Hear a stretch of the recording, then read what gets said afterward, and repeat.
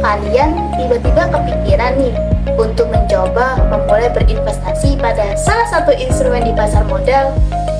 Namun, kebanyakan dari kita masih bingung nih, harus mulai dari mana? Nah, biar lebih jelas, yuk kita simak kegiatan Nani yang ingin mencoba memulai untuk berinvestasi saham. Aku punya uang banyak nih, tapi aku nggak mungkin kayak nyimpen ini di bank terus. Ada cara lain nggak ya selain nyimpen di bank? Aku punya ide. Gimana kalau aku beli saham? Tapi apa sih yang harus aku lakukan buat beli saham? Investor yang berminat berinvestasi saham perlu membuka rekening di perusahaan efek. Proses pembukaan rekening ini melibatkan beberapa syarat umum yang harus dipenuhi. Pertama, investor harus mengisi formulir pendaftaran dan melampirkan fotokopi kartu tanda penduduk atau KTP yang masih berlaku. Selanjutnya, mereka perlu mengisi formulir yang disediakan oleh perusahaan efek, termasuk formulir prinsip mengenal nasabah yang juga mencakup penyampaian nomor pokok wajib pajak atau NPWP.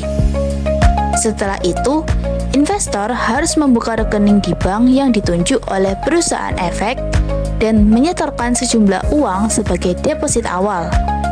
Masing-masing perusahaan efek memiliki ketentuan mengenai jumlah minimal deposit yang berbeda-beda. Namun, ada juga beberapa broker yang tidak mengharuskan adanya minimal deposit. Setelah semua proses disetujui, investor siap untuk melakukan transaksi. Wah, akhirnya rekening khusus sahamku sudah setuju ini. Hari ini aku akan membeli saham deh. Tapi gimana ya cara menentukan saham yang baik? Ada beberapa cara untuk memilih saham yang baik. Pertama-tama, pastikan untuk memilih perusahaan yang memiliki fundamental yang kuat. Selanjutnya, perhatikan manajemen perusahaan yang kompeten. Ketiga, penting untuk memahami prospek bisnis perusahaan tersebut. Terakhir, carilah saham dengan harga yang relatif terjangkau. Tapi, harga saham kan selalu berubah-ubah. Kira-kira apa sih penyebabnya? Ada beberapa faktor yang menyebabkan harga saham mengalami kenaikan atau penurunan. Secara umum, dibagi menjadi dua faktor, yaitu faktor internal dan faktor eksternal. Faktor internal yang menyebabkan harga saham berubah-ubah, misalnya fundamental perusahaan, kinerja perusahaan, dan aksi korporasi. Sedangkan faktor eksternalnya seperti kebijakan pemerintah, kondisi ekonomi makro, nilai tukar rupiah terhadap mata uang asing, hingga faktor panik. Sebagai seorang investor, penting bagi kita untuk mengenali kriteria saham yang sebaiknya dihindari.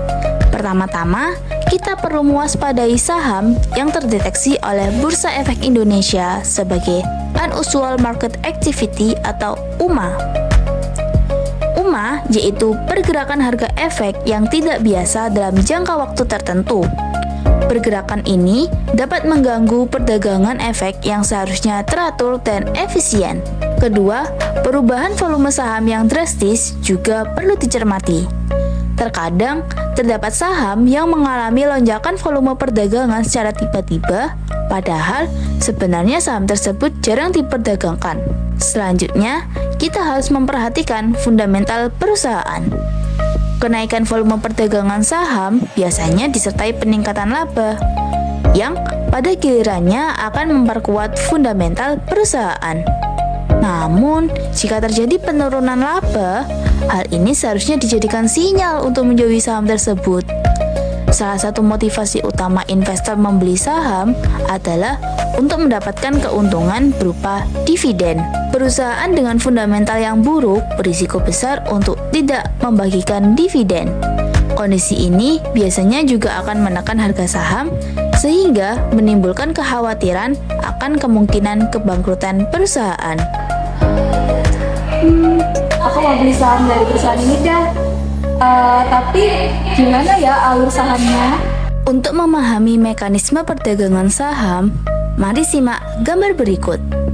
Pertama-tama, Pesanan dari nasabah yang disampaikan kepada perusahaan efek melalui sales akan diteruskan ke dalam sistem perdagangan di bursa efek. Seiring perkembangan teknologi, saat ini nasabah juga dapat mengajukan pesanan secara langsung melalui platform online trading yang disediakan oleh beberapa perusahaan efek.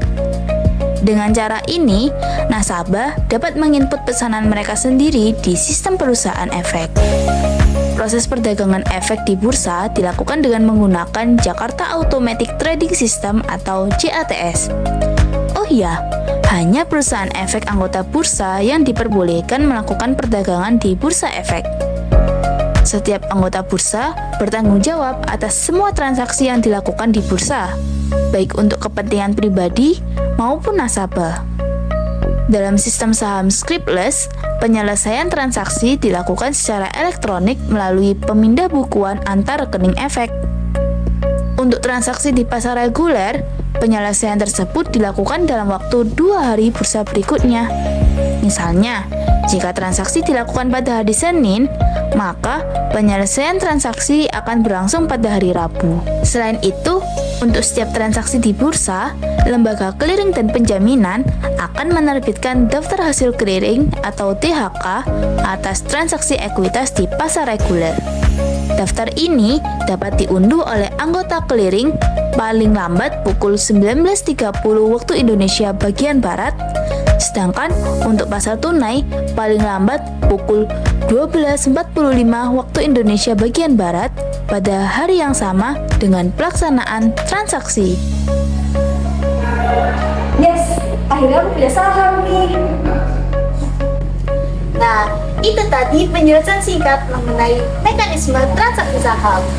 Untuk menguji pemahaman kalian, yuk kita kerjain latihan soal berikut.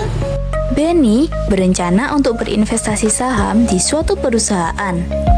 Namun, Benny merasa kebingungan dalam menentukan perusahaan-perusahaan sebagai tempat investasinya. Bagaimana cara Benny meminimalkan risiko kerugian dalam investasi saham di perusahaan tersebut? Pause video ini dan kalian kerjakan dulu ya. Sudah? Yuk kita bahas. Nah, dari soal tersebut dapat kita ketahui nih bahwa Benny butuh bantuan kita untuk menyeleksi perusahaan tempat investasinya agar meminimalisir risiko kerugian. Seperti yang sudah dijelaskan sebelumnya, kriteria saham yang harus dihindari yaitu: yang pertama, terdeteksi sebagai Unusual Market Activity atau UMA oleh Bursa Efek Indonesia, yaitu aktivitas pergerakan harga efek yang tidak biasa dalam kurun waktu tertentu. Kedua, volume saham yang berubah secara drastis dalam waktu singkat, padahal jarang diperdagangkan. Ketiga, fundamental perusahaan yang buruk.